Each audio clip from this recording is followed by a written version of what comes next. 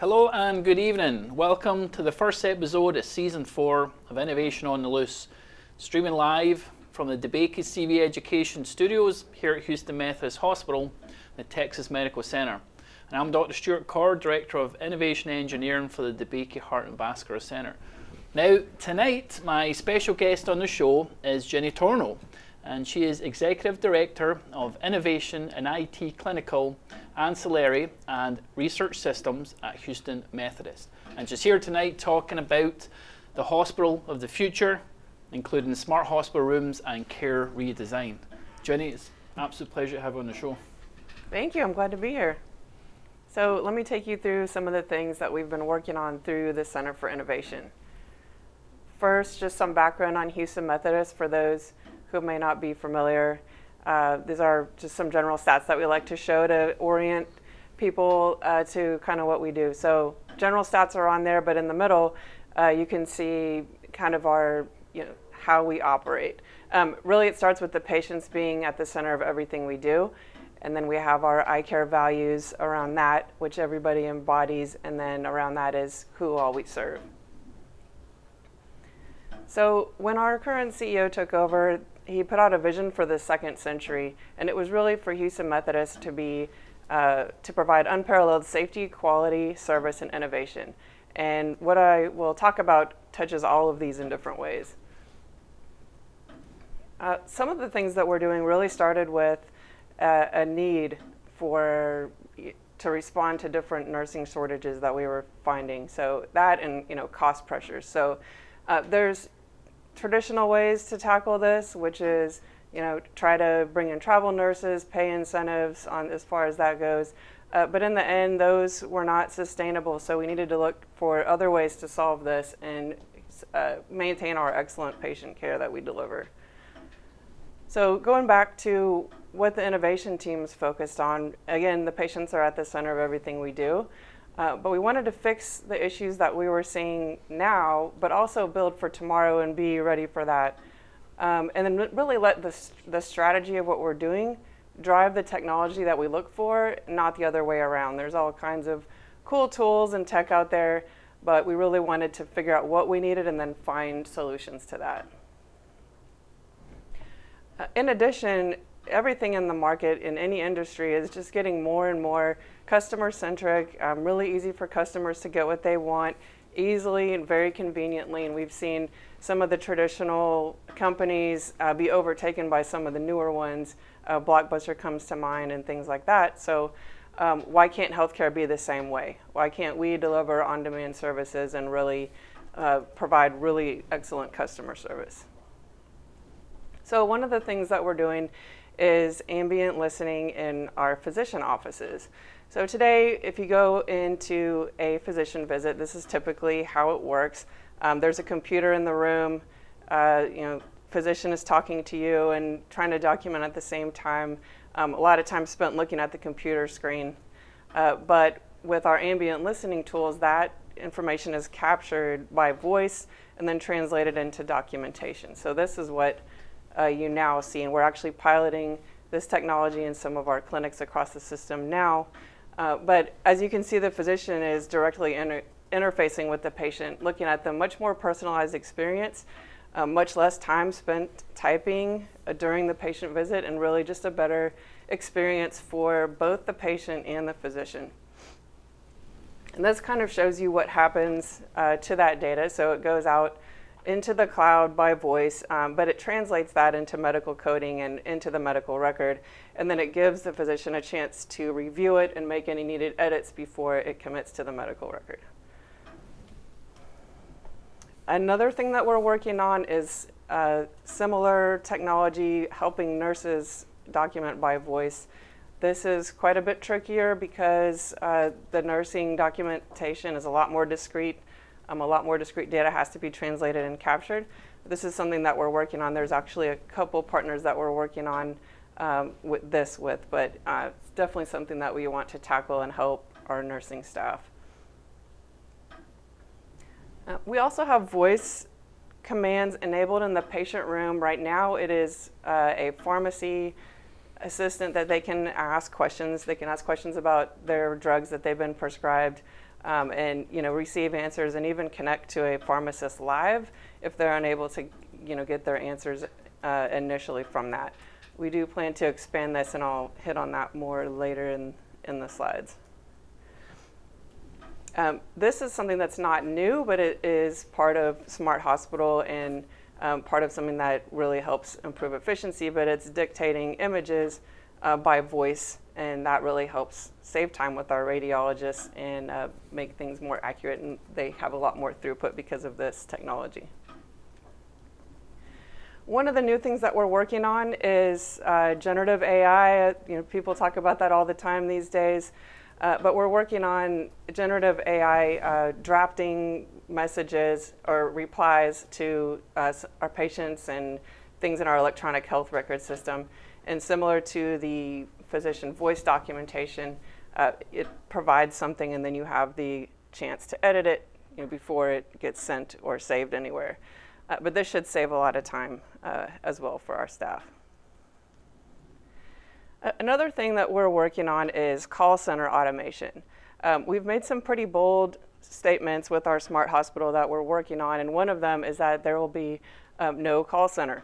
And so the goal is that this need would be taken care of through technology and be able to direct patients to where they need to go without human interaction.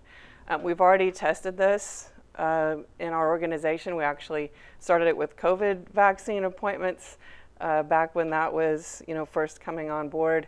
And you can see on this slide the drastic impact that it had and really allowed us, it avoided us having to hire a bunch of additional call center operations that we would have had to hire if we did not have this technology. And continuing to implement this across our system will allow us to have those people do more valuable things for our patients.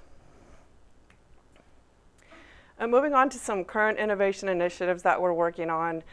One thing I'll mention is everything in our Smart Hospital, we are piloting somewhere else first. Though probably the worst idea that we could do is go live with the Smart Hospital with all kinds of new technology that has not been tested before. So one of the projects that we're working on is under the umbrella name of Care Redesign, and it really encompasses several different types of technology that all orchestrate together in the inpatient room scenario. So these are the different areas that it covers. There's ambient intelligence tools, remote vitals monitoring. We're working on virtual inpatient care technology and patient engagement technology. Here's some of our partners that we're working with. On the left, you'll see a camera that is our ambient technology, and it looks like a computer vision type view when you see it. And what that does is it learns the patient room, and then it can monitor for things like a fall before it happens, hand hygiene, hourly rounding. Those are some of the things that we're working on this technology to help us with. In the middle, there's a bio button, and that is actually about the size of a quarter. It's an adhesive, and it's placed on the patient's chest, and it collects about 20 different vital signs that we can monitor for deterioration and other things like that. I'll go into more detail about that one. And then on the right is a two-way video camera that we are using for virtual visits with our patients, admissions, and discharges. So these are all things that we're working on in various areas of one of our hospitals right now.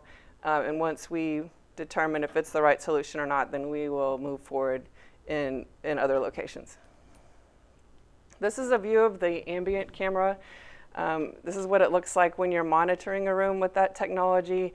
And this particular example is a patient trying to get out of bed that has been labeled a fall risk. What would happen in this scenario is the technology would tell them, please stay in bed, help is on the way.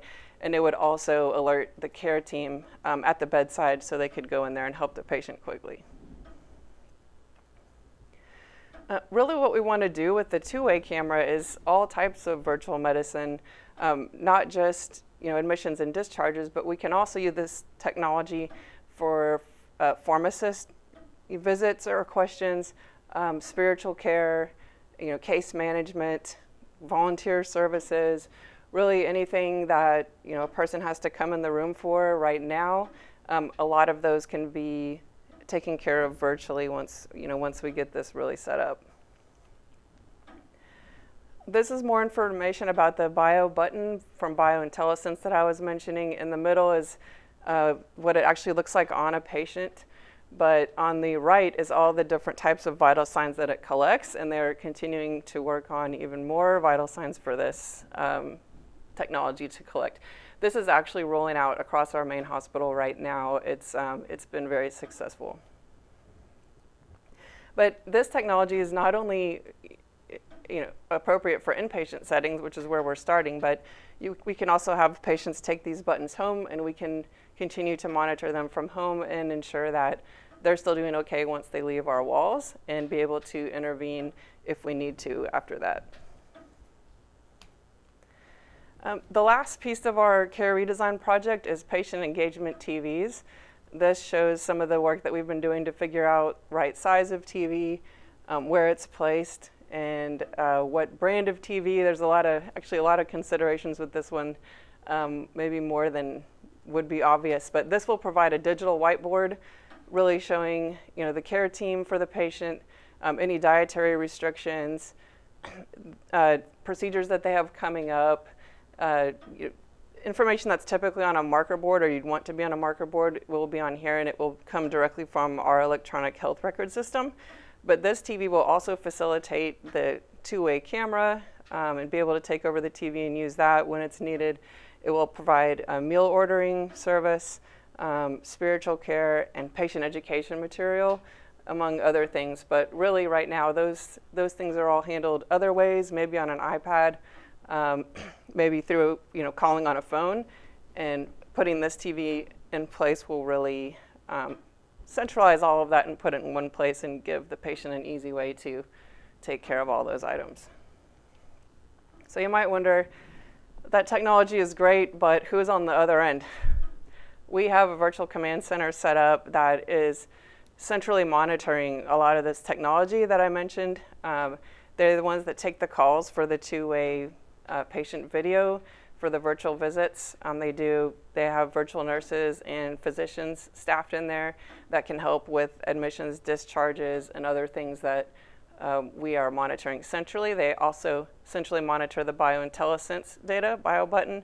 And they do other things that aren't even mentioned in here, like virtual ICU is also handled by this group, as well as other items. So this centralized virtual command center continues to grow and take on more and more use cases. Another thing that we expect to have in our smart hospital that we're currently piloting right now is an ambient intelligence platform in our operating rooms. The partner that we're working with on this is Appella, and similar to the camera in the patient room, first it takes time to learn the operating room, and then it can monitor things like how long a procedure takes, how long cleaning takes, how much time the room is empty, when the patient comes in and out of the room, when the physicians come in and out of the room, things like that. And then it can recommend operational efficiencies that we can take advantage of. So this is something that we've been piloting in some of our operating rooms, and we plan to expand because it is seen as something that really helps us. So specifically focusing on the smart hospital, everything that I talked about, we plan to implement there. But one of the things that we want to do with the smart hospital is really future-proof ourselves and really be a destination for patients to receive world-class care. So it started with a series of goals that are on here. Some of them are probably obvious. Some of them might need a little bit explanation. But really, we want the patient to feel like we know them, we know they're coming, we're expecting them.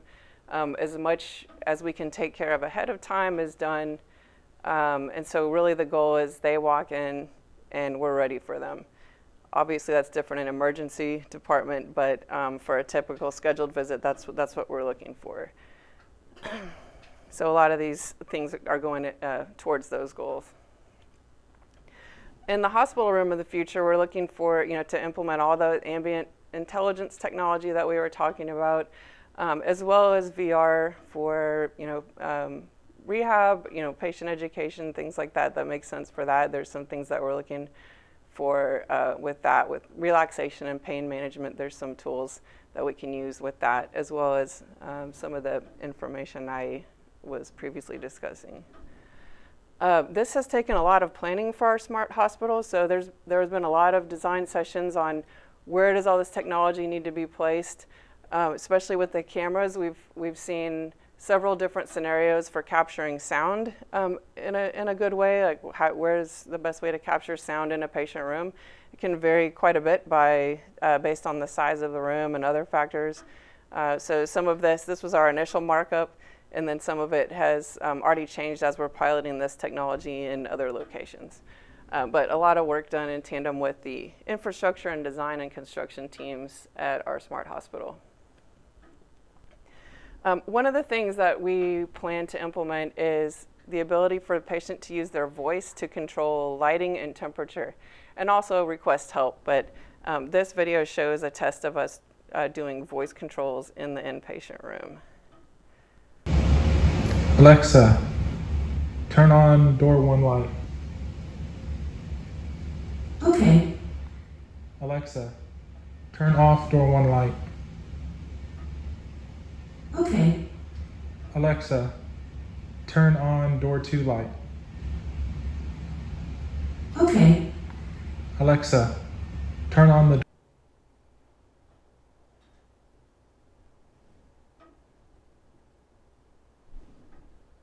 Okay. This next one shows using voice to control temperature in the room. Alexa, what's the thermostat temperature? The thermostat temperature is 70 degrees. Alexa, set the temperature to 7.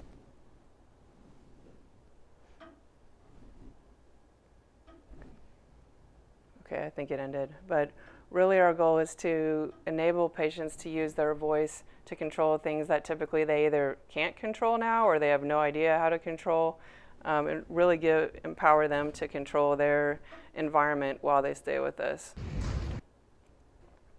Another thing that we plan to implement is digital door signs. Similar to the digital whiteboard on the TV, it's a smaller version of that, but it really helps people that would be coming into the room before they get there. So on the left, you can see it can illuminate different colors outside of the door sign, depending if the patient needs help or if they've asked for something or if they're due for a visit. It can turn different colors and help alert the care team that way with an easy visual. But it also shows, like, patient's name. On the right, you can see some of the things that might be trying to communicate to those people outside of the room. If they're a fall risk, different eating restrictions they might have. If they're in isolation, that would show up on there as well.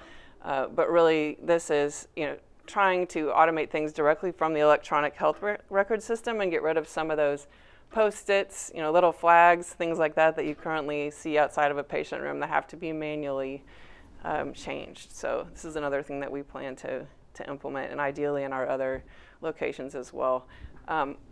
It needs to be mentioned as well that with any of this technology, we also have to account for patients that either cannot take advantage of it or will not take advantage of it.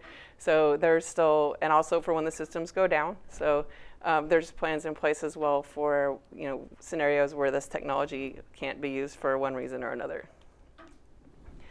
So where do we try all this stuff out? I mean, there's no way we go right into a patient care scenario with this, with all these ideas, right? So we have a tech hub in our main campus in one of our actually oldest hospital buildings, which actually gives us a good testing ground because things are challenging sometimes in that environment. But we have an entire floor, and we have different rooms set up in there. Very lucky to have that. But we have a home of the future room where we can test things with patients doing things from home. And we have an outpatient and an inpatient room where we can test some of this technology, either in a test environment or hook it up to our real production systems and see how it works before we're actually interfacing with patients and care teams. Another big advantage of this is because it's in our main hospital, we can easily bring our care teams in and our operational leaders to see how this works and help us make decisions before rolling it out. So you can see here's an example of what we do. We have several cameras mounted on the wall testing out several things all at once. That this is not what an inpatient room would end up having, you know, all these different cameras in it. And we're also testing out TV size in here. So just some of the advantages of having a setup like this. But really, we're looking forward to our smart hospital and implementing all this technology. It's part of it is going live next year in our medical office building, and then the year after that is the full hospital. But really our goal is for Methodist to be a recognized brand, just like Amazon, Netflix, on the healthcare side. So patients see us as a destination and a preferred brand and something that they know and want to experience. So I think that ends my slides. Thank you. Thank you very much, Jenny. That was a really, really insightful, holistic, yet comprehensive talk. It was brilliant. I do have a bunch of questions, actually. So, right, there's a lot of tech going on. I'm just curious, how do the patients feel about it? Are they overwhelmed if they go into a room and there's lots of cameras? Do you feel that the physicians, nursing staff have to explain a lot of it? How are they taken to it? Yeah, so right now we've piloted our biointelligence button and two of the cameras that I was both of the cameras that I was talking about. And actually we were preparing for, you know, maybe some negative responses to it, but the responses have been very positive so far. I mean, you have some that don't want a camera, but all in all, they've actually been excited to try it, especially when they're told, you know, hey, this is a new technology we're trying. Are you okay participating in it? And things like that. And then there's been a lot of training done with our nursing staff and staff on the floor ahead of time before this technology goes out to make sure. And really the goal is that the patient shouldn't have to have instructions, especially like for the TV. You know, the goal is they turn the TV on and they can navigate around. And are the staff kind of a little bit reluctant, cynical at the beginning? They're like, oh no, here's more technology we've got to learn, or did they see the benefit pretty quickly? Like, how's the rollout kind of been? They see the benefit, but also we have a few units across our main hospital that have identified themselves as innovation pilot units. So, you know, they're a little more receptive to this stuff. And then once we have a successful setup with those, then we bring in other units to show them. And it helps to see like success in action. So you're finding internal champions, I guess, right? Right. Tech. Okay, perfect. Now we're looking at the ambient camera, and I noticed that the image that they're seeing is I call it a ghost image, right? Because it looks like a kind of almost like a ghost or whatever. But why is that? Why can't? I mean, I kind of know the answer, but you know, for our audience, why can't it just look at a straight up and normal picture of a patient? Why does it need to have all that colors and demarcations? Well, for one, it's a lot less, on the technical side, it's a lot less bandwidth to have it that way. So it's a lot easier to deploy those compared to the two-way camera. But also, we don't want to have a straight up, you know, real video of a patient 24/7, 365, and they probably don't either. So that would be another reason to do it. But that technology helps kind of measure things better than a real video feed would. Got it. Now, there's a lot of data here, right? There's data everywhere. So where does that data go, and who owns it? Is it the vendor? Is it the hospital? Is it the patient?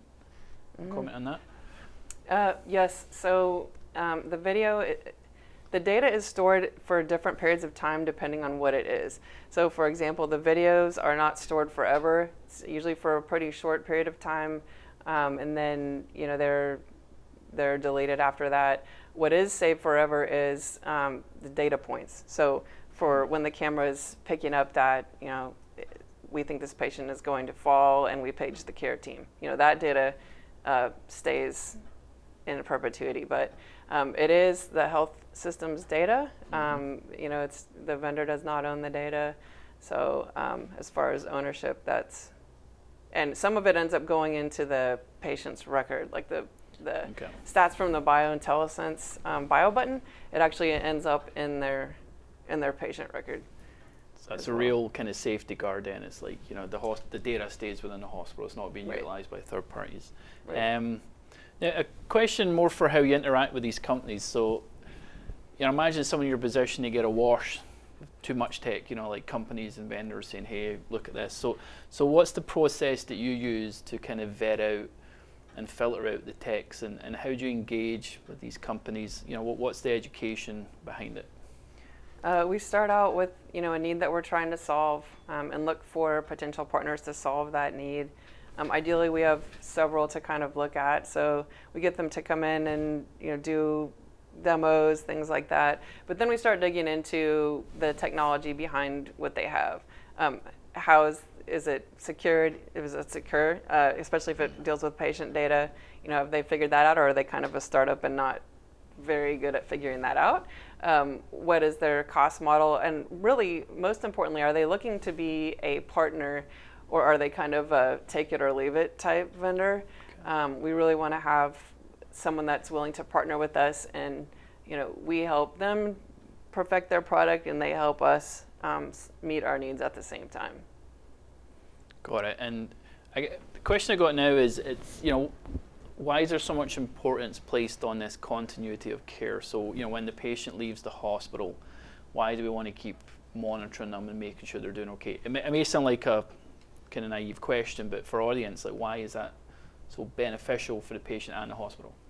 Because it's easy for healthcare organizations to provide excellent care while the patient's within our walls, but as soon as they leave, that might not necessarily stay the case. So there's a lot of, it's easy to lose a patient as far as follow-up appointments, medications they're supposed to be taking, things like that. So if we have ways to continue monitoring them and help make sure that they're still doing what they need to do to be healthy, and if not, that we can intervene when possible, that's we really just want to make sure the patient stays okay once they leave our walls. Right. And building that trust as well, right? Mm-hmm. Now, last question, or maybe a point. So it's innovation, right? It's the game that never ends. Right? It's probably why we do it, but why we also hate it, I guess, because it's just always happening. And this year has been a really big year for AI. You've got other technologies out there like Web3's kind of here coming up. There's blockchain, there's extended reality, spatial computing. Mm-hmm. That's just in 1 to 2 years. So when does it end?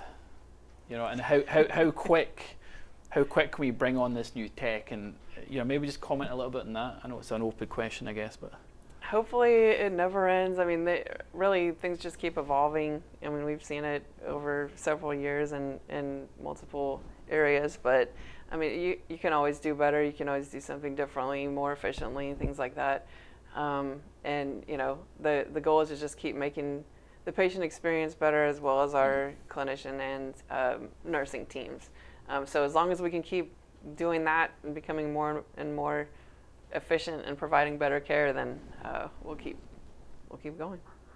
Superb. Well, Ginny, thanks for being on the show. That was absolutely fantastic, and thank you all for watching, and we'll be here in about a month or so with the next episode of Innovation on the Loose. Thank you.